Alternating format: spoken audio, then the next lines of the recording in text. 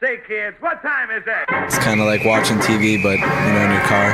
104.7 The Cave is Springfield's pure classic rock. I'm Mike the Intern in the studio this morning with Jay Stevens. It is the dark side of the stream, and today we are going to discuss... the smoothest. We should have worn all white. You know what? They had some unbelievable outfits, man. Unbelievable outfits. So fly. You already know this about me, that I am a softie at heart. Yes, I listen to some heavy metal and I like heavy music, but I'm also a softie. And right now we are listening to my 45 copy of How Deep Is Your Love on vinyl. Yes, sir. I do have a 45 of How Deep Is Your Love by the Bee Gees. Actually, it's the B-side. Staying Alive is the A-side. But, sexy stuff, dude. Oh, my God. So, a couple weeks ago, you might not know this, but Jay Stevens is also a softie. Yes, he gives off the rock and roll singer persona. He's a tough guy. Shh, don't tell anyone. They think I'm a bad boy. But he is a softie, guys, and he wants to know how deep is your love. A couple weeks ago, he came in and he goes, Mike, oh my God, oh my God. I saw this documentary about the Beatles, or the Bee Gees, and I was just like, oh my God, this is the greatest thing I've ever seen in my life. I had no idea these guys had wrote so many hits. Yeah, Yes. I didn't know. All I knew was Saturday Night Fever. I didn't know they had a whole prior history. They had a huge career before they even come back. Well, I realize this now. That was their third comeback. Their third. They hit lightning in a bottle on that one, too. They're third, and we'll get to that in a minute. We got a lot to discuss in this dark side of the stream. We are actually discussing the documentary, How Do You Mend a Broken Heart? It was on HBO Max. Really, really cool documentary. If you're not familiar with the Bee Gees, like Jay wasn't, you will learn a lot about this group.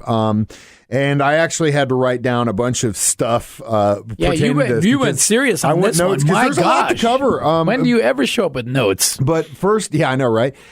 So, they wanted their first goal. They're from Australia, and their first goal was to make it big in England. And it didn't take them too long to do that. They actually sent some demos to Brian Epstein with NEMS, who was the managing team for the Beatles. And that's literally how they got signed and discovered in England. And they were a big deal there. Huge. It was amazing. I had no clue about all this history of these guys. So they... Like I said early on, they were kind of like a British pop group, if you will, like a boy band. Yeah, kind of in the same vein as the Beatles. But the Beatles were writing albums and stuff. But they started releasing songs really as 67, and then there were some. Okay hits. Wasn't like huge hits, but they rode the waves of fame and down. But they definitely did kind of fit into that Bee Gees thing. And then all of a sudden, one of the dudes from Oasis appears in the documentary, and I go, "Yeah, this is why he likes it so much." I was sold. Yeah, you get with the Gallagher's in. Gallagher's in, and I was like, okay, Jason. Yeah, for that dude to like something, you know that they're good. Well, obviously his tie was the fact that he was also in a band with his brother, and this was the group of guys that were brothers that really wrote a lot of great songs. And their album, Bee Gees First, was kind of a psychedelic record, but it's not a bad album. If you've never heard it, check it out. It kind of falls into that vein of what was happening in 67, but then they really hit the nail on the head with the song Massachusetts. That was kind of their big Which hit I thought in was a England. terrible song. Sad. Also, New York mining disaster, 1941.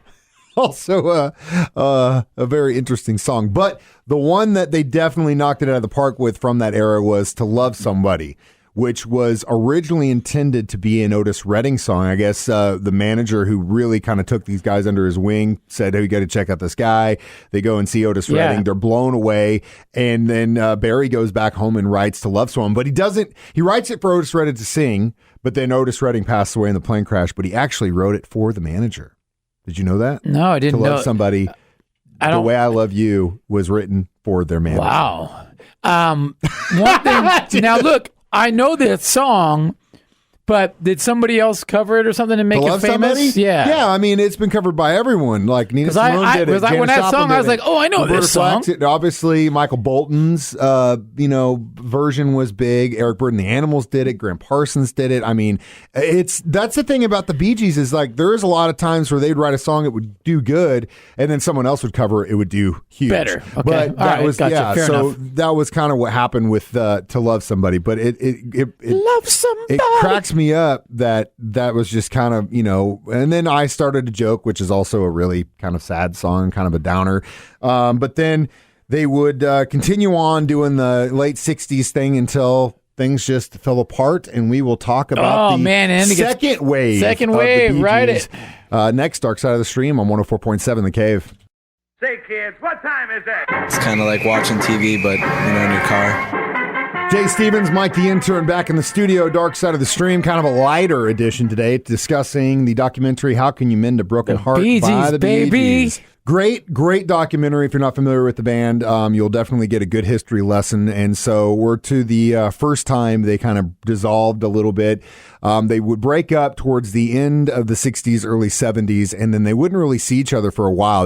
They kind of just got to a point where they were done with each other, and kind of like almost like break up. The wives come hiatus, in. You could tell that they still loved each other, but they needed time because they had literally been working together for decades because they started singing together when they were kids, right? Right. So you get a little bit old, tired of everybody. You don't want to creative differences. The wives come in, everyone starts. But really, you get a little bit of money. I mean, Barry Gibb's still married to the same wife he had. Man. And then I think they all kind of stayed married, except for one got divorced and then remarried. But that was it. They were kind of just normal dudes that could write really good songs. Fly dudes, man.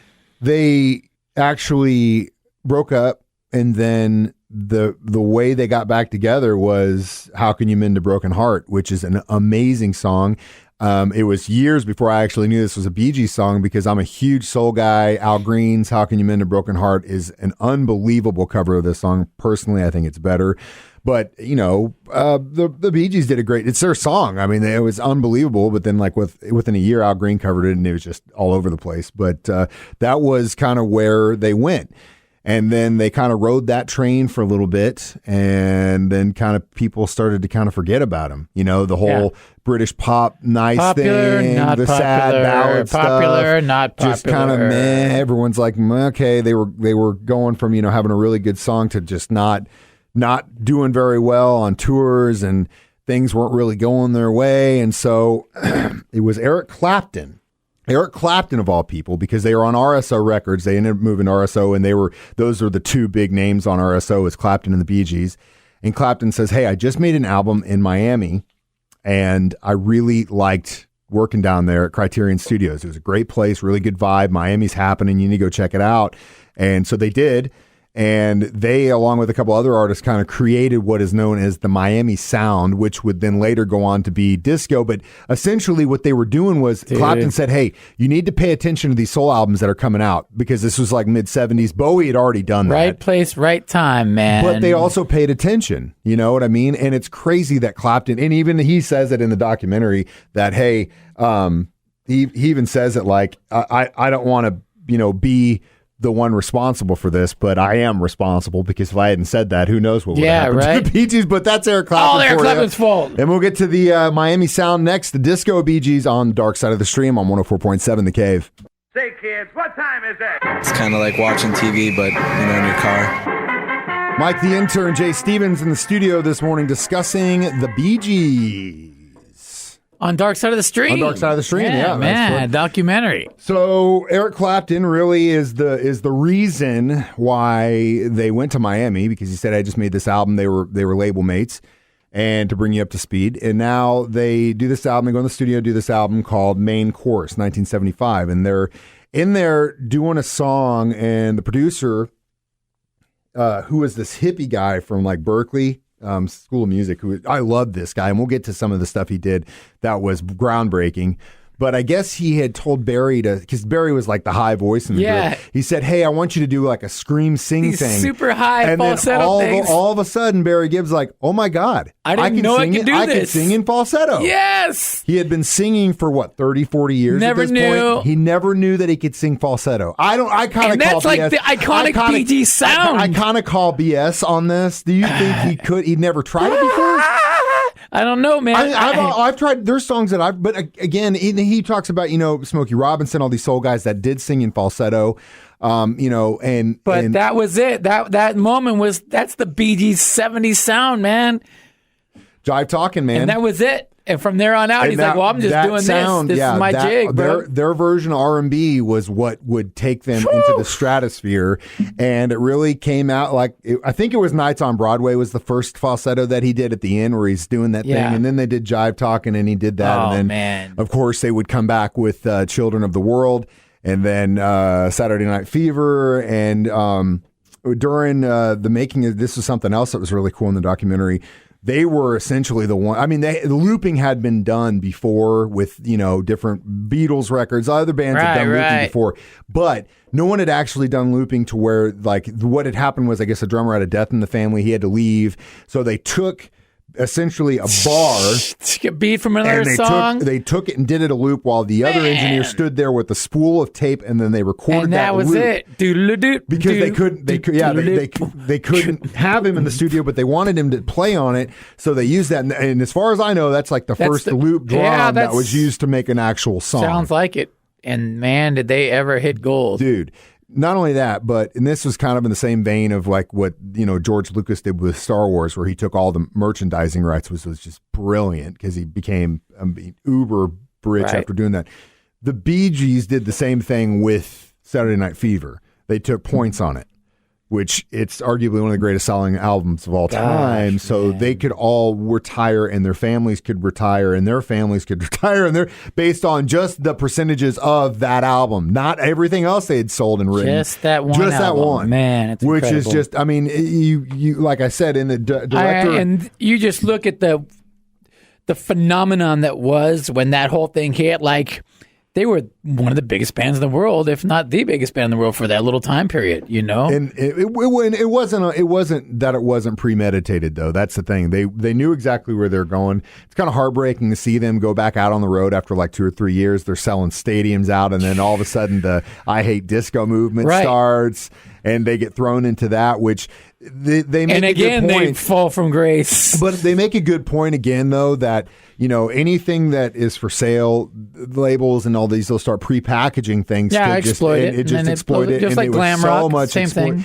The Bee Gees, yes, they were involved in the disco movement, but I think they were more of an R&B band, and I think just to call them a disco band is unfair because you look at, like I said, you go back to Main Course, and they're doing this stuff for years before disco really came out to the forefront. They just got put in with it. And since they're the biggest selling one out of that group, they definitely had they had a target on their back for sure, which sucks because, like I said, these songs are unbelievable. The guys that played on it are great. The production, the fact that some hippie that went to Berkeley was the guy who helped produce these records and make them happen. And make it's just these mind-blowing R&B and disco hits. I mean, it's so crazy the way it was like right place, right time for everything. The universe came together but I said, there. Right place, right time. But when that comes, you just keep putting yourself in the right place and the right time will come. And they did this 3 freaking times. And really, when they came back in like the 90s and stuff, I mean, they decided to go be songwriters after this, and they wrote for other people and wrote a bunch of hits more. They kind of came back in the 90s in a resurgence, and but really unbelievable documentary. We'll talk a little bit more about it. Dark Side of the Stream next on 104.7 The Cave. Say, kids, what time is it? It's kind of like watching TV, but in your car. Mike the Intern, Jay Stevens in the studio today. A lighter subject, the Bee Gees, Dark Side of the Stream. So. I like their outfits myself. Yeah, I mean, we white literally, suits, bro. if we could get some of those going, I'd be a happy guy. So good. Be a real happy guy. But yeah, hairy chest. They dressed well. They sang well. They wrote great songs together. They talked about how they loved being in the studio, and that's really where they were able to write and kind of collaborate together. And it's a cool thing. It definitely showed, and it worked. It was a great formula. And they became very wealthy. The thing that broke my heart I don't know if it was the beginning or the end. Well, I know at the beginning, Barry's talking about how he's the only one left out of really his family. And then at the very end, I don't know if they'd asked him this, but he said he would trade all the accolades, the awards, the money, so he could have his brothers back. And that speaks volumes. A lot, to the family they were, and the feelings they had, and that was definitely heartbreaking to hear him say that. But it was an incredible documentary. It's great. Yeah, just a great, like, these brothers set out to conquer the world, man, and they did. They did it 3 times. Yeah, several times, man. So, yeah, if you're not familiar with the Bee Gees beyond, Saturday Night Fever, get out, watch this documentary on HBO Max. It's very well done, and will be a good history lesson as to how one band could really just continually reform their songs and reform their style and make it work. And that's definitely a credit to them being changeable. So I guess since this was your pick, my pick next, Dark Side of the Stream, and this one is just got premiered on Netflix. It's called Vanishing at Cecil Hotel. I started watching it already. Perfect. I'm ahead of the game. I already started watching it. So he's already pre-done his homework. I've already started watching. I'm already on second episode. And guess who? We're going to have a special guest in this Dark Side of the Stream. We are? Our best friend Joe? in the world, Joe, will be in on this one. Is He's he? already watched it. Are you getting me? Are you getting my hopes up? No, man. He's coming. He literally said, if you guys do one on this, he's in on this one. I'm in on it. So let me know. So he's in on this. Well, he one. must have some insider info. Oh, he must. I don't know. We'll see. But that little tricky Joe, that little moody cat, Don't piss him off before he comes in. Okay. Don't piss him off. All right. So Vanishing. Cecil Hotel, Netflix is the next Dark Side of the Stream. Right. Remember, you can always listen to these on our 104.7 The Cave app as a podcast. Hit like, hit subscribe, comment, do whatever you got to do. Get us out there. This is our retirement plan. We don't want to do this we want to do this forever. This is our retirement plan. This We're screwed. Now, like, hit subscribe. Dark Side of the Stream, 104.7 The Cave.